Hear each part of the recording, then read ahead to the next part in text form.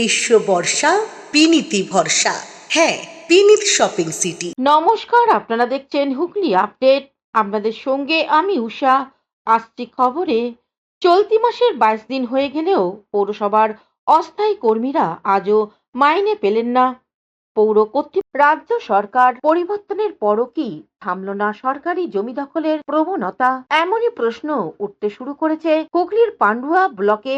অভিযোগ, সরকারি আইন ও নির্দেশিকাকে উপেক্ষা করে বেসরকারি জায়গা দখল করে তৈরি করা হয়েছে একটি কংক্রিটের সার্কো। প্রসঙ্গত, রাজ্যের তৃণমূল সরকারের পালাবদলের পর বিজেপি সরকার ক্ষমতায় আসে এবং মুখ্যমন্ত্রী হিসেবে শপথ নেন শুভেন্দু অধিকারী। দায়িত্ব গ্রহণের পর তিনি স্পষ্টভাবে ঘোষণা করেছিলেন, কোনো ধরনের দুর্নীতি বা সরকারি জমি দখল বরদাস্ত করা হবে না। কিন্তু সেই ঘোষণার পরও পান্ডুয়ার একাধিক এলাকায় সরকারি জমি দখলের অভিযোগ সামনে আসায় নতুন করে প্রশ্ন উঠছে প্রশাসনের ভূমিকা নিয়ে। স্থানীয় সূত্রে জানা যায়, কয়েক বছর আগে পান্ডুয়া ব্লকে কিরকুন্ডি নিয়ালার নামাজ গ্রাম পঞ্চায়েতের ঘোড়াগাছি তলা এলাকায় জেলা পরিষদের জমি দখল করে একটি বিল্ডিং নির্মাণের অভিযোগ উঠেছিল। অভিযোগের পরও দীর্ঘ সময় কেটে গেলেও সেই সরকারি জমি দখল মুক্ত করা যায়নি বলে দাবি স্থানীয়দের। এবার আবারও একই ঘোড়াগাছিতলা এলাকায় সরকারি জমি দখলের অভিযোগ সামনে এসেছে।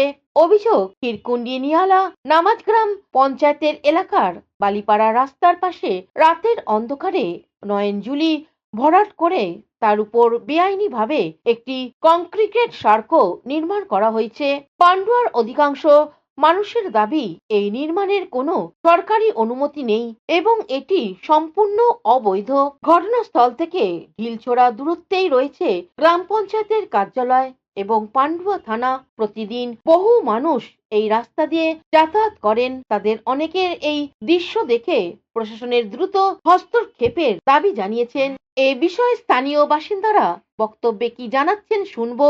শুনলাম ওখানে যে একটা জেলা পরিষদের জায়গার উপরে একটা ব্রিজ মতো করছে। তো এটা তো আমার কাছে যেটুকু খবর আছে যে এটার কোনো পারমিশন এখনো পর্যন্ত নেয়নি, বা আমরা যেটা বুঝতে পারছি এখনো যে তৃণমূল চলে গেছে কিন্তু তৃণমূলের লোকজন এখনো যায়নি, তার জন্য এখনো এরকম আনলিগাল কাজ হচ্ছে। তো এটাকে ইমিডিয়েটলি বন্ধ করা দরকার। আমরা পান্ডুয়ার একটা নাগরিক হিসাবে এটুকুই বলতে পারি। এর আগেও তো ঘোড়াগাছি তলায় একটা ঘটনা ঘটেছিল। অন্যদিকে পান্ডুয়ার বিধায়ক তুষার কুমার মজুমদার এক সাক্ষাৎকারে জানান, দেখুন, সরকারি জায়গায় যারা নিজেরা কোনো কিছু করবে সেটা আইনের পক্ষে আইনই দেবে। কেননা আইন কারোর হাতের জন্য নয়, আইন কাউকে হাতে তুলে নেওয়ার জন্য নয়। কোনো জায়গায় কোনো কিছু করতে হলে তার জন্য সরকার আছে, তাদের সঙ্গে আলোচনা করে কোনো কিছু করে যায়। আর যদি কেউ যদি প্লটিং করে, যে জেলা পরিষদের জায়গায় যদি প্লটিং করতে চায়, প্লটিং করার জন্য তারা নিজস্বভাবে নিজেরা রাস্তা করে নেবে, সেটা হতে দেওয়া যাবে না। সরকারি জায়গা আর কোথাও কোনো জায়গায় কিছু করতে দেওয়া যাবে না। তো আমি আশা করি যদি সেরকম হয় আমি নিজে যাবো সেখানে।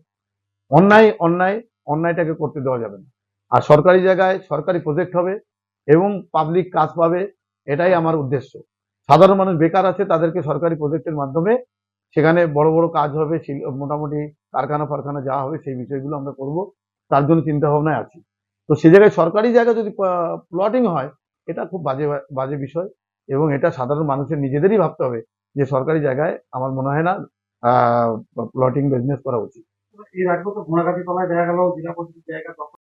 অন্যদিকে এ বিষয়ে পান্ডুয়া পঞ্চায়েত সমিতির পূর্ত কর্মাধ্যক্ষ বিরাজ চৌধুরী কি বলছেন শুনে নেব। হ্যাঁ, আজ দেখলাম ঘোড়াগাছিতলা পার করে পাট্টার আগে আমরা বিগত দিনও দেখেছি ওখানে একটা বাসের সাঁকো ছিল। বাসের সাঁকো দিয়ে গ্রামের লোক যাতায়াত করতেন, আমরা বিগত দিন দেখেছি। গত কদিন আগে আমি ওখান দিয়ে যাচ্ছিলাম, গিয়ে দেখলাম যে ওখানে একটা অবৈধ নির্মাণ হচ্ছে। আমার যতদূর জানা আছে ওটা জেলা পরিষদের জায়গা। তো আমি ওখানকার গ্রামবাসীর সঙ্গে কিছু আলোচনা করলাম, জানা গেল যে ওটা জেলা পরিষদের জায়গা। তো আমার পান্ডুয়া প্রশাসনের কাছে প্রশ্ন থাকবে যে জেলা পরিষদের জায়গায় কি তারা কি পারমিশনে করলো? এটা তো পারমিশন আশা করি হতে পারে না এইভাবে। তো আমার যতদূর জানা আছে এটা অবৈধ নির্মাণ। কি করছে, কি মানে জায়গাটা কি করছে? জায়গাটা যেটা দেখলাম যে কলম তুলে একটা সেই কালভার্টের মতো করেছে, কনস্ট্রাকশন করছে। জানি না এর পেছনে কার হাত আছে কি আছে। আমার যতদূর সম্ভব যে তৃণমূলের কোনো নেতার যোগসাযোগ আছে, আমি পান্ডুয়া প্রশাসনকে বলবো এটা নজরদারি করবার জন্য, দেখবার জন্য যে কি আছে। আমার যতটা সম্ভব এটা অবৈধ নির্মাণ হচ্ছে। পান্ডুয়া থেকে সুমন চক্রবর্তী রিপোর্ট, হুগলি আপডেট। বেআইনি অস্ত্র ব্যবসায়ীকে গ্রেপ্তার করল বীজপুর থানার পুলিশ। নাম অজয় মালি। বেআইনিভাবে অস্ত্র সরবরাহকারী কুখ্যাত এক দুষ্কৃতীকে গ্রেপ্তার করল বীজপুর থানার পুলিশ। ধৃত অস্ত্র সরবরাহকারী নাম অজয় মালি। তার বাড়ি হালি শহরে টেটিয়া গ্রাম পঞ্চায়েতের এলাকায়। স্থানীয় সূত্রে জানা গেছে, ধৃত অজয় মালি কাঁচরাপাড়ার পৌরসভার প্রাক্তন পৌরপ্রধান কমল অধিকারী ছায়াসঙ্গী ছিল।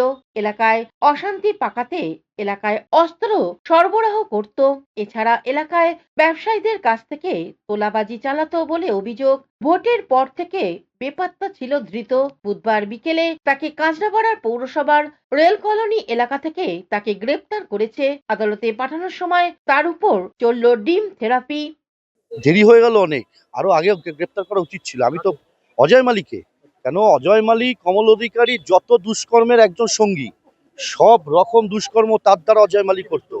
ব্যবসায়ীর থেকে টাকা তোলা, আপনি কাঁচরাপাড়া বীজপুরে ঘুরে দেখুন, সিটি বাজারের ওখানে সমিতি ব্যবসায়ীদের থেকে প্রত্যেক মাসে একটা টাকা তুলে নিত ব্যবসায়ীদের কষ্টের থেকে অজয় মালির মধ্য দিয়ে।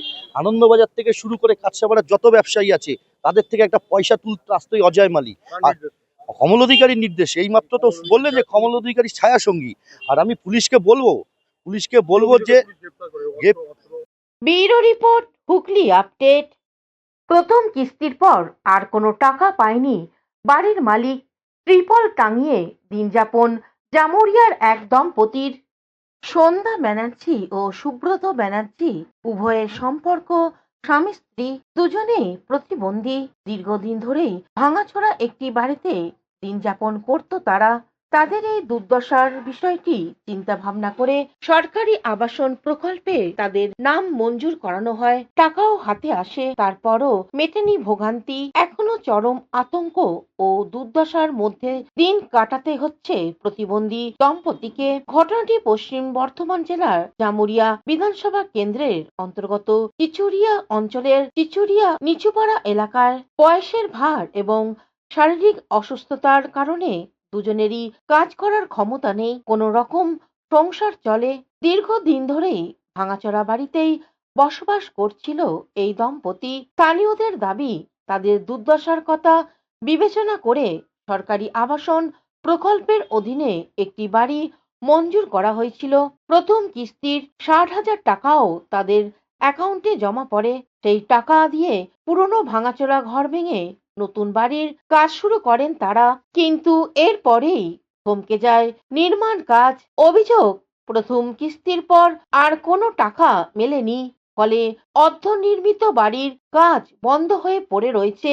এখন এই বর্ষার কোনো রকম কোনো উপায় না পেয়ে অর্ধনির্মিত বাড়িতেই বাঁশ আর ত্রিপল টাঙিয়ে অস্থায়ী আশ্রয়ে দিন কাটাতে বাধ্য হচ্ছেন এই বৃদ্ধ দম্পতি। তবে তাদের দুর্দশা এখানেই থেমে নেই। জানা যায়, সন্ধ্যা দেবী প্রতিবন্ধী ভাতা এবং সুব্রতবাবু বার্ধক্য ভাতা পেতেন, কিন্তু গত ২ থেকে ৩ মাস ধরে সেই ভাতাও বন্ধ রয়েছে বলে অভিযোগ।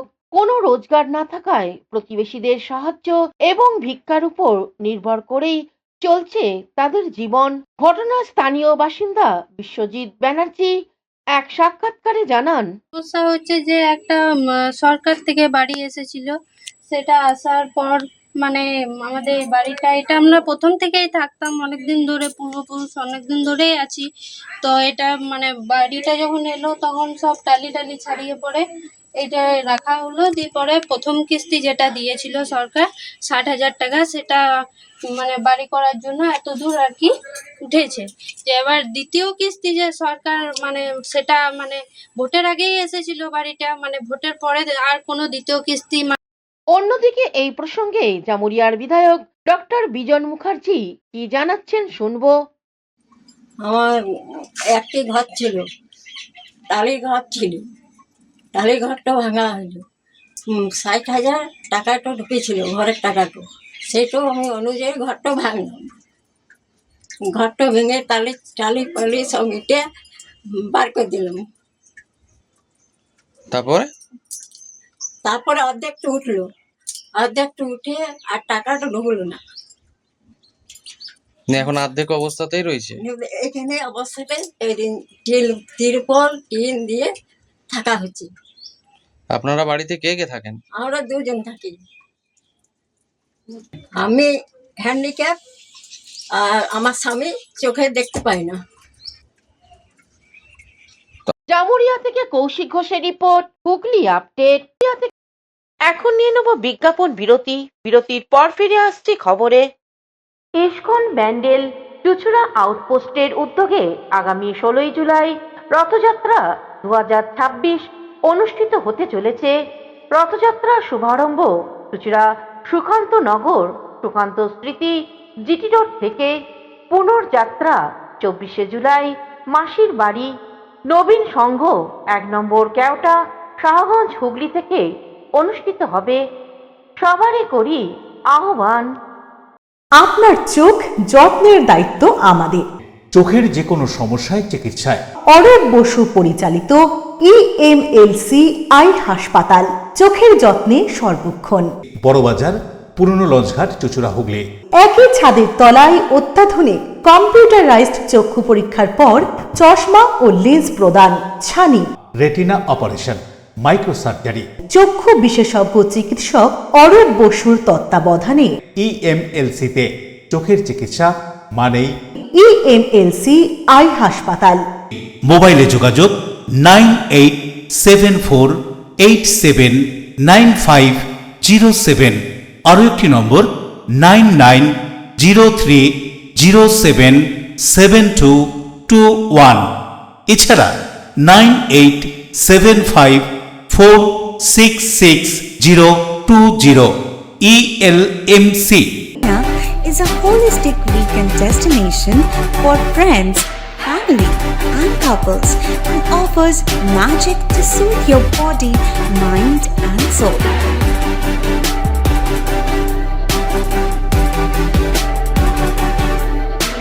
Aqua Marina, your customized magician.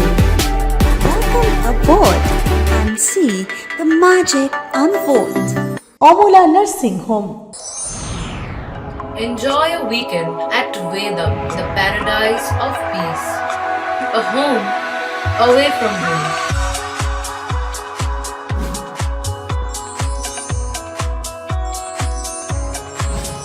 See yourself resonating with the nature.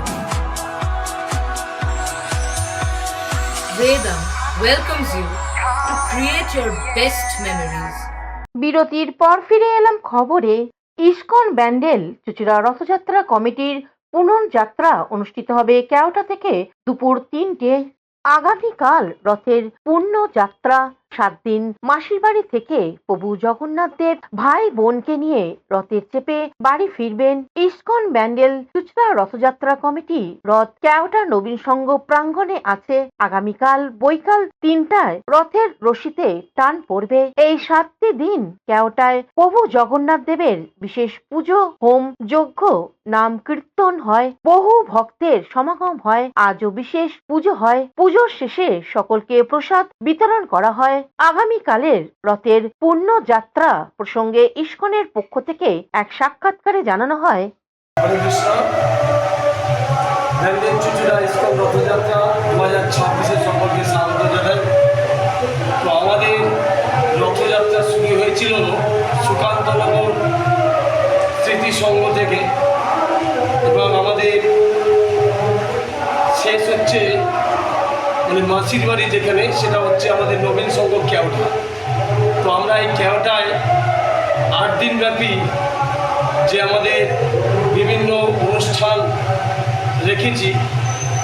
তো কালকে আমাদের রথযাত্রার পুণ্যযাত্রা শুরু হবে বৈকাল 3টে থেকে। তো আপনাদের সকলের সহযোগিতা যেভাবে আমরা আশা করেছিলাম তার থেকে অনেক বেশি আপনারা আমাদের সহযোগিতা করেছেন। তার জন্য নবীন সংঘ এবং সুকান্ত নগরের সমস্ত নাগরিকবৃন্দকে, ভক্তবৃন্দকে, আমাদের international society for Krishna consciousness অর্থাৎ আন্তর্জাতিক কৃষ্ণ ভাবনামৃত সংঘের পক্ষ থেকে সকলকে কৃষ্ণপ্রীতির শুভেচ্ছা এবং অভিনন্দন জানাচ্ছি।